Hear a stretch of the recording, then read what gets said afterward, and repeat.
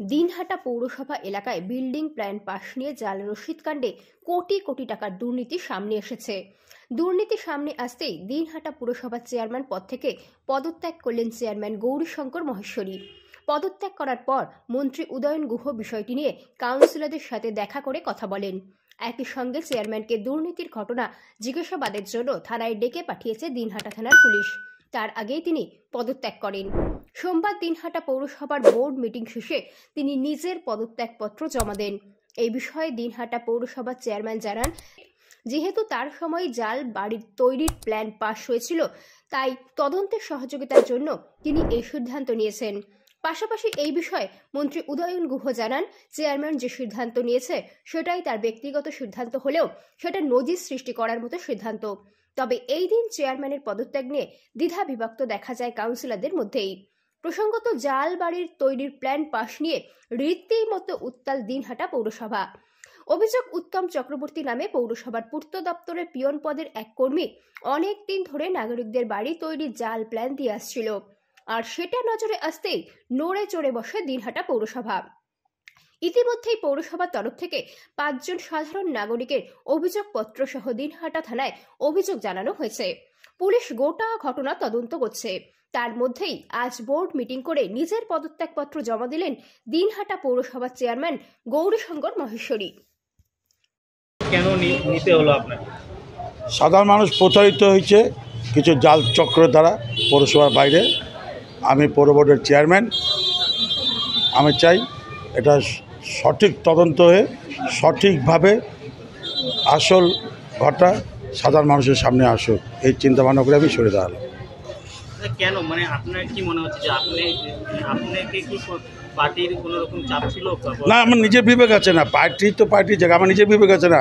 আমার দলটার দুর্নাম হবে, আমি একটা চেয়ারে থাকবো, সেটা তো হতে পারে না। আমি তো জলে ভাইসা আসি নাই, আমার দল আমাকে এই জায়গায় নিয়ে আসছে, মমতা বন্দ্যোপাধ্যায় আমাকে এই জায়গায় নিয়ে আসছে, আমার নেতা উদয়ন গুহ আমাকে এই জায়গায় নিয়ে আসছে। তাদের আমি থাকতে তাদের বদনাম হবে এই পৌরসভায়, তা আমি চাই না কোনো দিনও। আমি চাই সঠিক তদন্ত হয়ে সঠিক জিনিসটা প্রকাশ হোক, এই জন্য আমি সরে দাঁড়াবো। আপনি তো এতদিন ধরে চেয়ারম্যান ছিলেন, আপনার নজরে কি বিষয়টি আগে আসেনি? নজরে আসলে কি কেউ সুযোগ পাইতো? নজরে আপনি এটা একটা সাধারণ যদি নজরে আসতো তাহলে কেউ জানতে পারতো। নজরে আসা মাত্রই তো আমরা অ্যাকশন নিছি। আমরা তো নজরে আসা মাত্র যে আমরা এক ঘন্টা সময় নেই 2 মিনিটেই তো আমার টেবিল থেকে আমি ইউ সাহেবকে ফাইল পাঠিয়ে দিয়েছি প্রম্পট অ্যাকশন নেওয়ার জন্য, ইমিডিয়েটলি কেস দেওয়ার জন্য। কি মনে হচ্ছে ঘটনার সঙ্গে মানে দলেরও কেউ যুক্ত থাকতে পারে? সেটা আমি কাকে বলবো? আমি ব্যক্তিগতভাবে মনে করি আমার যে স্বাভাবিক জীবনযাত্রা চালচলন, আমার ব্যক্তিগত কোনো শত্রু নাই, এটা কোনো চক্রের কাজ। আমাকে কেউ যদি বলে আমাকে রাজনৈতিক বলে করলো, আমি মনে করি না আমার কোনো রাজনৈতিক নেত্রী আমাকে এইসব কোনো ব্যাপারে কেউ নাই। আমি মনে করি এটা একটা চক্র। এই দুর্নীতির জাল কতদূর জড়িয়ে থাকতে পারে সেটা কাউকে বলবো, তদন্ত হবে, প্রশাসন দেখছে। এখন পর্যন্ত কতজন এসছে যারা অভিযোগ? আমার কাছে 6 জন এসছে, আমি 6টা এফআইআর করে দিয়েছি। নতুন করার কিছু নেই। আজকে যদি 1-2টা আসছে, সেটা এখন ইও সাহেব আছেন, যারা দায়িত্বে আছে তারা দেখবেন। কিন্তু তারা একটা অভিযোগ উঠছে যে দলেরও প্রভাবশালী কিছু নেতৃত্ব জড়িত রয়েছেন বলেই আপনি চাপের মুখে এটা বলছেন। না না না না না, আমাদের এখানে কোনো প্রভাবশালী নাই, কোনো কিচ্ছু নাই। আমার প্রভাবশালী এখানে কেউ কোনো কিচ্ছু নাই। একটা চক্র কাজ করছে, প্রভাবশালী কী করবে?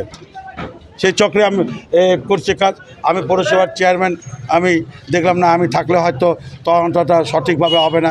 আমার হয়তো আজকে না বলুক, লোকে 2 দিন পরে একটা প্রশ্ন তুলতে পারে, তার আগে আমি দায়িত্ব থেকে সরে যাই, তদন্তটা আরও ভালো মতো।